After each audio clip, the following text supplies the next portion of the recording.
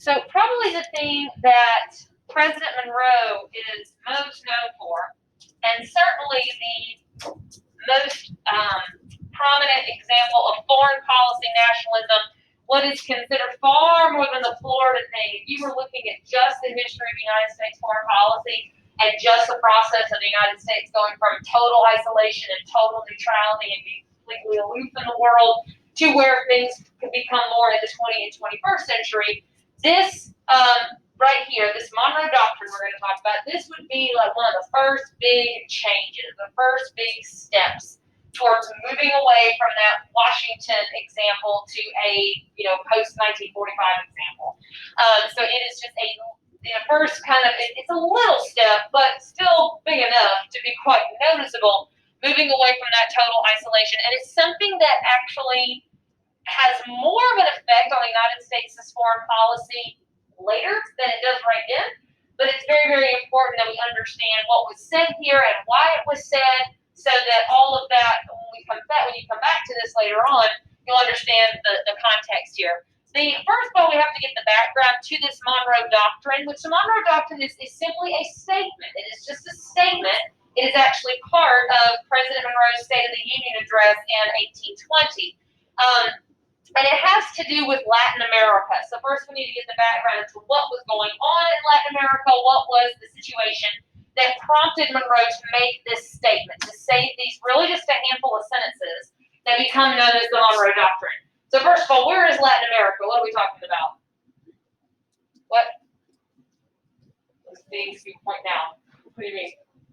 Okay, like Central and South America, so Mexico, places like that. So Central and South America, that was Latin America. And we think back to the very beginning of the class, or not today's class, but the whole course. Those areas had largely been colonies for a while of mainly who? Mainly of Spain, some of Portugal, and a few others. But what had happened by 1819, 1820 is that there had been a string of democratic revolutions throughout Latin America. So in other words, those people in those Latin American countries had been doing what? They have been fighting revolutions. They have been fighting for independence from Spain, independence from Portugal, or whoever, mostly Spain. And very much in the fashion of the American Revolution. In fact, many of them based those revolutions off of the exact same ideas of the American Revolution. It's an anti-colonialism, anti-monarchy, we want to rule ourselves kind of thing, and have set themselves up as now independent nations. So instead of being colonies of Spain and colonies of Portugal or wherever, a lot of these are now setting themselves up as independent nations and as democracies. So for the most part, how do you think the United States felt about that? What do you mean all? Like, you're right. They're taking after us. They're taking after us. This is a good thing. Most people in the United States probably saw this as very favorable. Again, it's the whole democracy is spreading in the world. We're setting an example for other people. We support this. That's good. However, there were some European countries, some nations throughout Europe that did not like this and saw this as quite upsetting and saw this as quite dangerous. Not just those countries that have lost colonies, but there were some countries, particularly the more autocratic ones. What does that mean, autocratic? More like dictatorships, empires that were ruled by, emperors and such, where there was no element of democracy. They were very concerned about this because for those countries, they saw democracy as a real threat. They saw democracy as almost like a disease that needed to be stopped, that it was spreading throughout the world, and they didn't want that to spread any further. When they thought of democracy, they thought of somebody like Napoleon. Because, the French Revolution started with their whole high-minded ideals of democracy, and then that ended up with somebody like Napoleon in power, and they just finished defeating that guy, and it almost ruined everything. So they saw democracy as bad, and they did not want that spreading any further. So there was some talk, and most of it ends up just being talk. But there was some talk, some potential threats being made, suggestions being made by some European countries. Again, you're talking about more of your Austria-Hungary, those empire kind of autocratic nations, some threats that maybe they should recolonize Latin America, that they should put a stop to this. They want to stop democratic revolutions from spreading, and so there was some talk about maybe coming back in and recolonizing. Trying to bring those areas back under control. Now, how do you suppose the United States felt about that? No. Why not? Because that's what Britain tried to do. Yeah, first of all, they mostly support these revolutions. And it's not, Britain is not one of the countries saying this. They're not one of the ones talking like that. In fact, they don't like it either. But, that felt threatening. The idea that countries would take it upon themselves to come back over here and recolonize and stop these democratic revolutions, that was seen as threatening, to those countries, but also maybe to the United States. So, none of this was all ever done. None of these countries ever tried to do this. It was all just kind of rumor and threat and all of that. But nevertheless, it made the United States a little bit nervous, and it makes John Quincy Adams really suggest to President Monroe, we need to, kind of make it clear that we don't like that, and that we're not going to allow that. Actually, it was Britain that first approached the United States, because Britain was really on the same side as the U.S. with this. Britain was not one of the countries making such sort of threats. They also were not thrilled and rather nervous about some of these threats that were being made. They actually approached the United States government to say, hey, we're a lot alike. We both think that's a bad idea. We both think that these countries need to be protected, and we don't want to see Austria and some of those other places coming back over here. Let's stand together and let's just sort of tell the world that we're not going to have that. And Monroe kind of thinks about it, and John Quincy Adams says, well, okay, yeah, that's not a bad idea, but we don't need Britain to do that. We don't want to look like we're just doing what they say. We can stand on our own 2 feet, so we're going to do it by ourselves. And so that statement that ends up being made is what becomes called the Monroe Doctrine. Again, it is just a part of President Monroe's State of the Union address in 1820. It's really just a few sentences or a few paragraphs, really. It's called the Monroe Doctrine because Monroe is the one that issues it, but really the brains behind it was more than likely John Quincy Adams. He's probably the one that actually wrote the thing, or at least suggested all of this and pushed it for President Monroe to do. So already, even before we know what it says, already we should see that this is the United States being nationalistic in that, they kind of slap Britain in the face doing this by themselves, not doing it with Britain as Britain had wanted, sort of saying, we don't need you to do it, we're going to do it by ourselves. But here's what he says in the Monroe Doctrine in a matter of speaking. The Monroe Doctrine is, or can be interpreted as it's a warning to Europe, warning European countries to stay out of Latin America. Warning European countries to stay out of Latin America. Not exactly threatening them, but warning them to stay out of Latin America. Basically saying, we support what's been going on there. We support these countries. We recognize and respect their independence. We expect you to do the same. So it is sort of like saying that, wanting them to stay out of Latin America, the days of colonization are over. The days of you coming over here and taking over people and establishing colonies and stuff, that's done.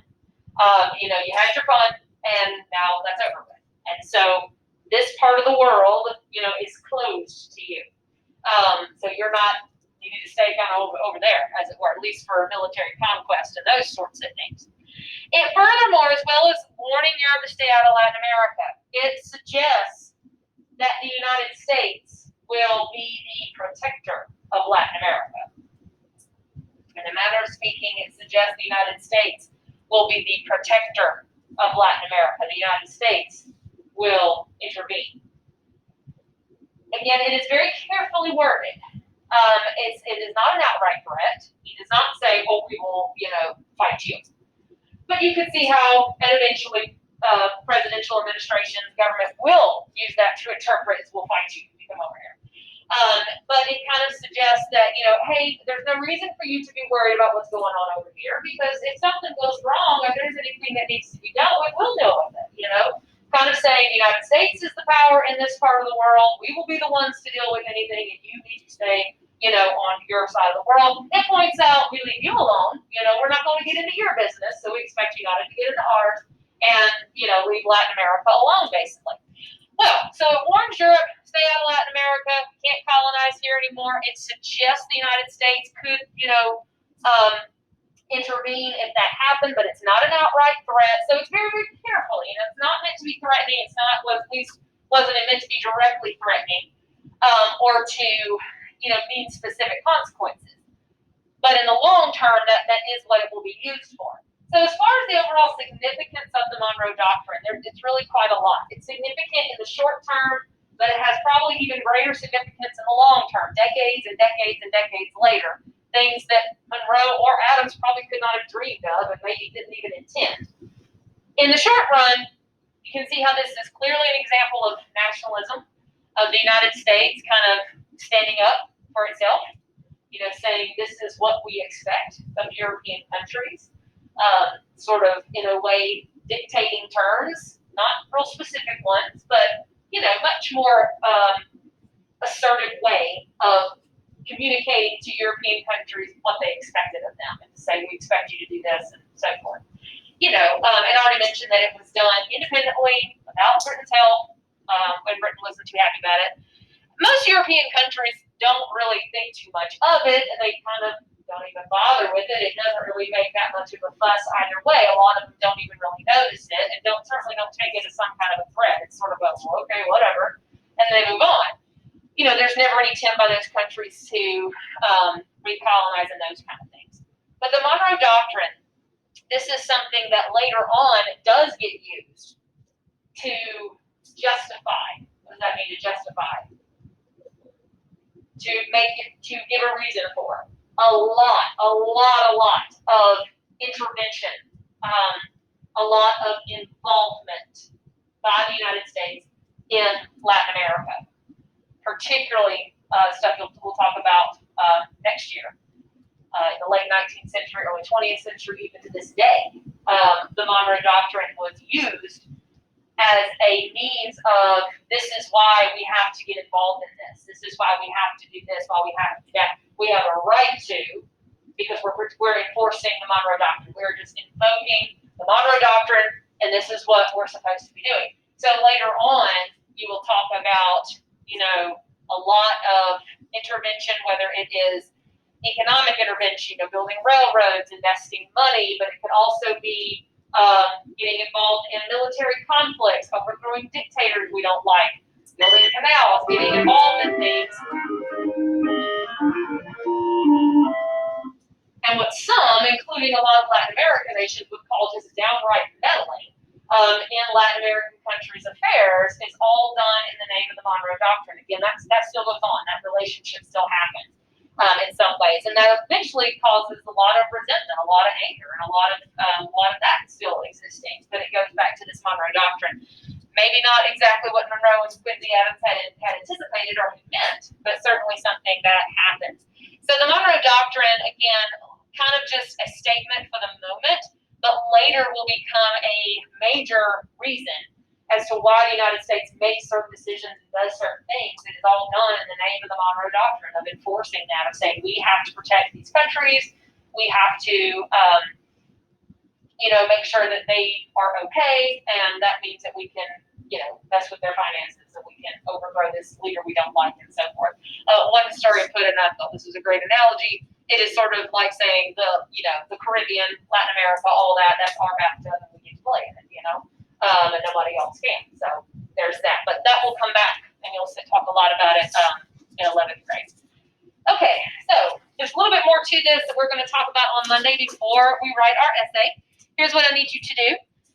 So for the American system stuff, if you finish with that, of course, go ahead and hand it in. If it is not finished, you will work on that on Monday in class after you have finished your essay, but it is not homework because I want